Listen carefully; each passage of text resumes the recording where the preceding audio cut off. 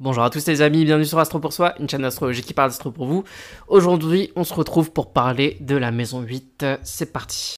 La maison 8, c'est quoi? Alors pour comprendre la maison 8, il faut juste comprendre ce qui s'est passé avant. En maison 7, on est arrivé, on a rencontré l'autre, donc ça peut être sur un mode amoureux, ça peut être sur un mode associatif.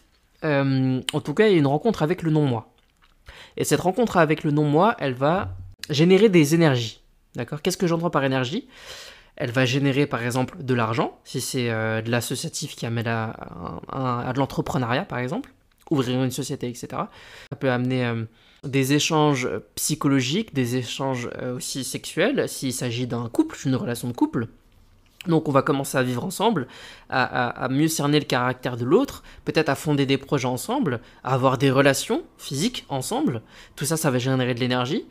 Donc si vous voulez, la maison 7, c'est tous les fruits qui vont être générés par la relation, par l'association, la relation qui s'est faite en maison 7. Si je prends par exemple la relation amoureuse. Vous arrivez, vous rencontrez la personne en maison 7, tout se passe bien, c'est romantique, la maison 7 c'est sympa. Puis comme dit, vous commencez à vivre ensemble et tout, etc. en maison 8, à avoir une vraie relation entre vous, un vrai lien profond qui se forge entre vous. Et là, vous allez comprendre en fait que non seulement il y a votre couple, mais il y a aussi les énergies qui génèrent, donc les énergies inconscientes de votre couple, c'est-à-dire vos énergies inconscientes et énergies inconscientes de votre partenaire. La maison 8, elle arrive comme un spectre au-dessus de vous. Elle vous rappelle que toute relation profonde, toute relation engagée, amène avec elle un certain nombre de mécanismes inconscients qu'il va falloir traiter. Et tous ces mécanismes inconscients, justement, il faut les traiter en maison 8. Ce sont des mécanismes qui vont être transformateurs pour vous, si vous l'acceptez, ou au contraire, qui vont amener à la destruction de toute relation. La grande question de la maison 8, c'est jusqu'à quel point je vais être capable de laisser la transformation, de laisser la relation me transformer pour pouvoir la faire fructifier. Jusqu'à quel point, je vais être capable de mettre mon ego de côté dans les affaires ou dans ma relation amoureuse, pour pouvoir aller au bout de cette relation, pour pouvoir vraiment générer de l'argent pour une entreprise, pour pouvoir établir un foyer correct, convivial, avec pourquoi pas fonder une famille, etc., etc., dans votre relation amoureuse. Donc ça, c'est toutes les questions de la maison 8. La maison 8, c'est l'opposé de la maison 2, de la même manière que la maison 1 était l'opposé de la maison 7. C'est-à-dire que la maison 2, c'était les biens personnels, les dons personnels, alors que la maison 8, ça va être tout ce qui est bien collectif. Parce que, encore une fois, les biens collectifs sont générés par un ensemble de relations. La maison 8, en astrologie traditionnelle, elle est beaucoup associée aux finances, aux banques. Pourquoi? Parce que là, c'est pareil. L'argent, c'est une énergie. Donc, quand on a plusieurs personnes qui s'associent ensemble, maison 7, pour générer des flux monétaires, donc de l'énergie, on repasse en maison 8.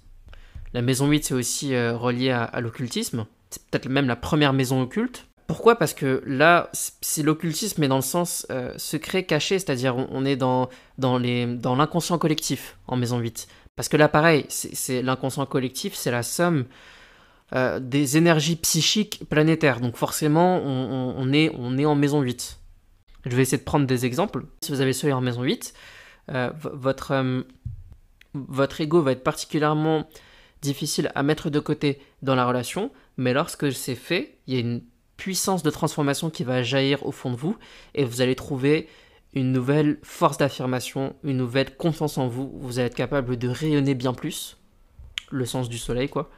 Si c'est Vénus qui va être en maison 8, ça va plutôt être votre système de valeurs qu'il va falloir remettre en cause à travers les relations.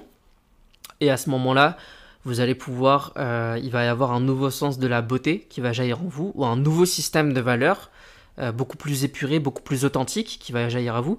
La maison 8 n'aime pas ce qui n'est pas profond, elle n'aime pas ce qui n'est pas authentique. Elle met tout ce qui est au fond de vous caché, qui doit être nettoyé, elle le met sur le feu comme ça, le feu de la relation souvent, et jusqu'à ce que ce soit nettoyé ou jusqu'à ce que ce soit détruit. Ce que vous avez en maison 8, en fait, vous vous y tenez personnellement, ok? Par exemple, vous tenez personnellement à votre puissance d'affirmation avec le soleil. Vous tenez personnellement à vos richesses avec Jupiter. Et la maison 8, elle prend ces planètes-là. Elle vous fait comprendre qu'en fait, ça, c'est pas à vous. D'accord? Ça, c'est pas à vous. Faut le mettre dans le feu de la relation. ça va se transformer et peut-être ça va vous revenir, mais quoi qu'il arrive, il y aura un processus de métamorphose qui va se faire avec ces planètes-là, donc avec ces fonctions psychologiques-là.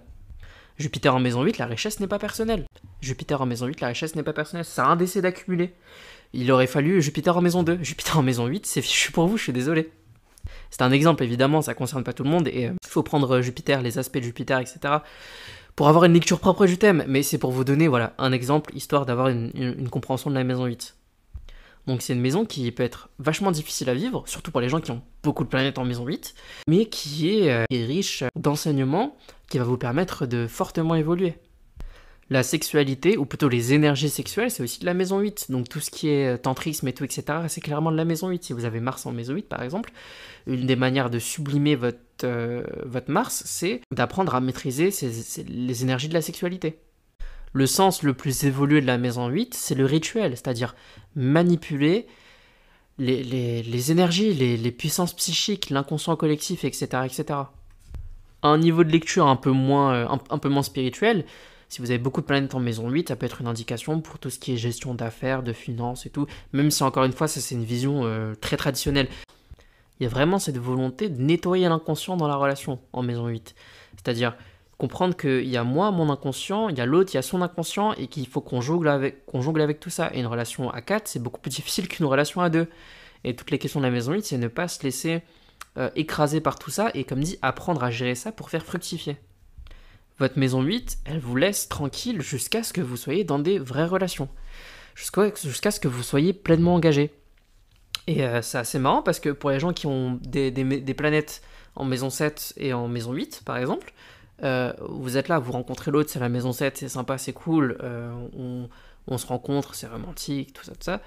Et après, vous arrivez en maison 8 et ouf, en fait, il y a plein de trucs que vous n'avez pas réglés chez vous et que la relation va vous faire régler. Donc, bon courage à vous, accrochez-vous bien. Si je prends quelques exemples de planètes en maison 8, si vous avez Uranus en maison 8, c'est paradoxal parce que c'est lorsque vous allez être dans la relation pleinement engagé que là, en fait, vous allez avoir un sentiment de liberté qui va naître en vous. C'est-à-dire que vous êtes à la fois dans le paradoxe de vouloir vous lier et de vouloir pleinement être libre dans la relation quand elle est engagée.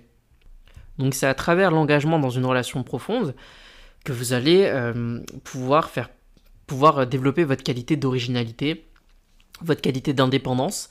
Il va falloir se créer un espace pour pouvoir respirer. Sinon, il va avoir un sentiment d'étouffement à cause d'Uranus. Si vous avez la Lune en maison 8, alors la Lune c'est intéressant parce que, alors à un certain niveau de lecture, la Lune en maison 8, ça veut dire que inconsciemment, vous avez peur des choses cachées dans la relation. Les ombres de la relation, les non-dits de la relation, vous avez peur d'y faire face. Parce que la Lune, à un niveau de lecture, c'est un certain lieu de fragilité. C'est un lieu où on n'a pas de protection, on est extrêmement sensible. Donc là, on va être sensible aux énergies du groupe et aux énergies de la relation. Faire face aux non-dits dans la relation, c'est compliqué parce qu'on le prend tout de suite comme une attaque personnelle. Parce qu'encore une fois, c'est la Lune, elle n'a pas de protection. À un autre niveau de lecture, on a un très bon flair dans le monde des affaires. À un autre niveau de lecture encore, on sent immédiatement à l'intérieur de nous l'atmosphère psychique de la relation. Et du coup, c'est extrêmement difficile de nous cacher quelque chose dans une relation. Avec une lune en maison 8, moi je m'y risquerais pas par exemple. Donc voilà les amis, c'était tout pour la maison 8, j'espère vous avoir un peu éclairé, cette maison est vraiment complexe comme dit. N'hésitez pas à poser des questions en commentaire ou à donner votre avis, parce que l'espace commentaire c'est surtout avant tout un espace d'échange, donc ce serait vachement sympa de pouvoir discuter de tout ça. N'hésitez pas aussi à mettre un petit pouce bleu évidemment, à vous abonner à la chaîne et on se retrouve bientôt pour une prochaine vidéo. Au revoir.